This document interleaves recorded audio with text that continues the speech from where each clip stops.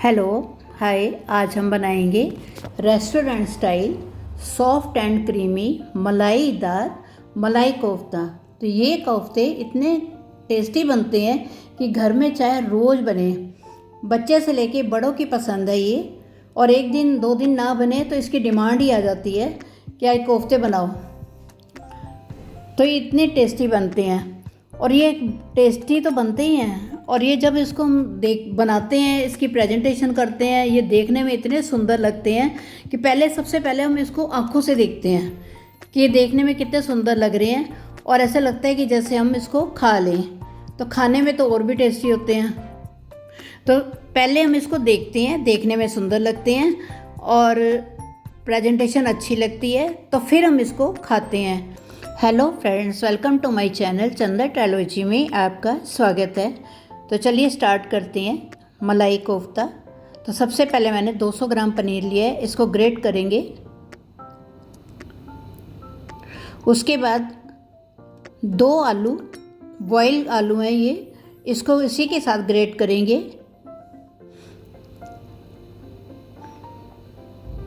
और इसी में हम 1 टुकड़ा अदरक का भी ग्रेट करके डाल देंगे, जिससे इसका टेस्ट बहुत ही अच्छा आता है।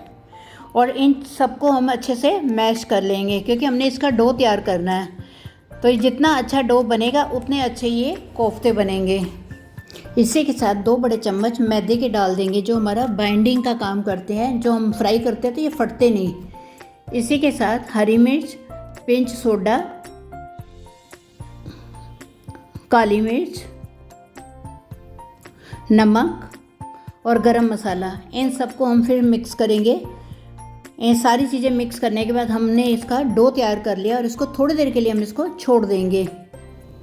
हम इसके छोटे छोटे बॉल बनाएंगे और बीच में हल्का सा अंगूठे से इसको प्रेस करके इसके अंदर हम क्रश किए हुए काजू डालेंगे, काजू की फिलिंग करेंगे और इसको अच्छे से बंद कर देंगे, जिससे हमारे काजू की फिलिंग बाहर ना आए।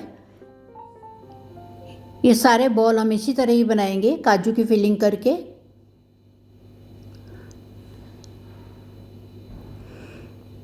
थोड़ा सा प्रेस करेंगे, क्रश किए हुए काजू की फिलिंग करेंगे और उसको अच्छे से बंद कर देंगे, जैसे हम पराठा बंद करते हैं। तो सारे बॉल हमारे इसी तरीके से बनेंगे। ये सारे बॉल हमारे बन गए हैं। अब इसके ऊपर हम थोड़ा सा मैदा स्प्रिंकल करेंगे, जिससे ये हमारे जब हम फ्राई करते हैं तो ये फटे ना और सेट हो जाए। अब इसको थोड़ी देर हम छोड़ देंगे और हम 3-4 टमाटर लेंगे और उसको मोटे मोटे काट लेंगे। इसको ज़्यादा बारीक नहीं करना। और इसी के साथ हरी मिर्च, अदरक, ये भी चॉप्ड कर लेंगे। अब हम एक पैन लेंगे और उसके अंदर थोड़ा सा ऑयल डाल देंगे। अब ऑयल गर्म हो गया है, इसमें जीरा, दालचीनी का टुकड़ा, 3-4 लौंग, 2 छोटी इलायची, 5-6 दाने काली मिर्च के और 1 तेज पत्ता। इन सबको अच्छे से भून लेंगे। अब इसके अंदर जो हमने बारीक किए हुए टमाटर हैं वो सारे हमने डाल दिए हैं, अदरक, हरी मिर्च और टमाटर, और इसको हम अच्छे से भून लेंगे।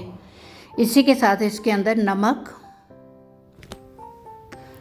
हल्दी,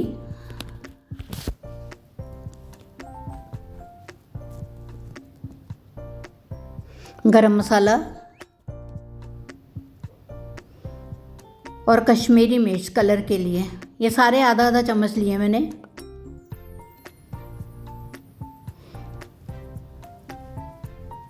अब हम इसको भूनेंगे, इसको अच्छे से भूनना है। अब इसी के अंदर हम 8-10 दाने काजू के भी डाल देंगे, जो इसी के साथ ये भून जाएंगे। अब मसाले को हम 2 मिनट के लिए ढक देंगे। ये हमारे टमाटर सॉफ्ट हो गए हैं। अब 1 मिनट के लिए इसको और ढक देंगे। अब ये हमारा ये पूरा मसाला बिल्कुल तैयार है। इसके अंदर हम दालचीनी और तेज पत्ते के टुकड़े निकाल देंगे और इसको मिक्सी के जार में डालेंगे और इसकी प्यूरी बनाएंगे। ये हमारा मसाला ठंडा हो गया है, एकदम हम इसकी प्यूरी बनाएंगे। इसको भी पल्स मोड में हमने इसको चर्न करना है, लगातार नहीं चलाना। ये हमारी प्यूरी बिल्कुल तैयार हो गई। अब इसको हम छान लेते हैं कि इसके अंदर कुछ छिलके या कुछ ऐसी चीज़ ना रह जाए या कुछ फाइबर ना रह जाए। तो हमें बिल्कुल स्मूथ प्यूरी चाहिए, तो हम इसको अच्छे से छान लेते हैं। अब कढ़ाई में हम थोड़ा सा ऑयल डालेंगे और पहले हम एक बॉल डाल के देखेंगे कि जिससे हमारा ये सेट हो गया, तेल कितना गर्म हुआ है, ये फटा तो नहीं है। और फिर एक एक करके हम सारे डाल देंगे। इसको मीडियम आंच पे हमने तलना है, फ्राई करना है। और इसको तब तक तलना है कि जब तक ये इसका कलर चेंज ना हो जाए। ये ब्राउन हो जाएंगे फिर हमारा ये, और इसको बीच में हमने ज़्यादा नहीं पलटना, हमने धीरे धीरे पलटना है। अब हम एक पैन में रिफाइंड डालेंगे, उसी के अंदर हम लहसुन, इसको अच्छे से फ्राई होने देंगे। इसका टेस्ट बहुत अच्छा आता है।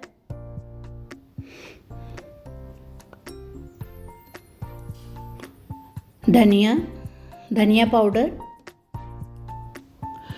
कश्मीरी मिर्च, नमक,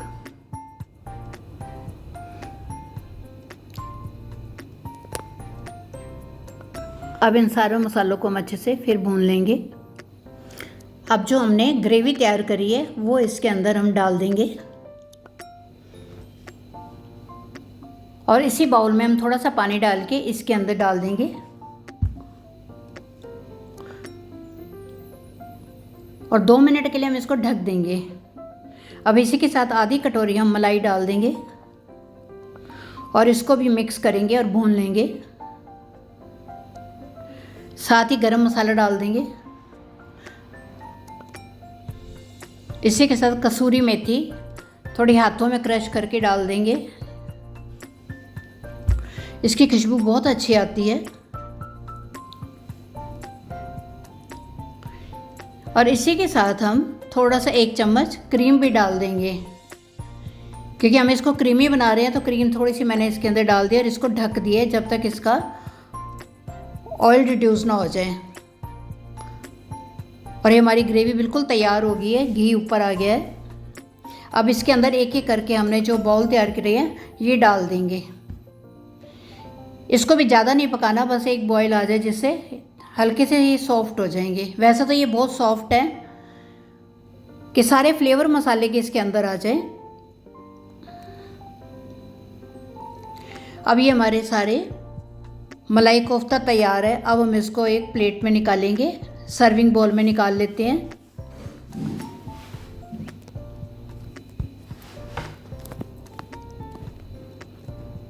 ये हमारे बहुत अच्छे बने हैं कोफ्ते। और जो ग्रेवी बची हुई है ये भी हम सारे कोफ्तों के ऊपर ही डाल देंगे।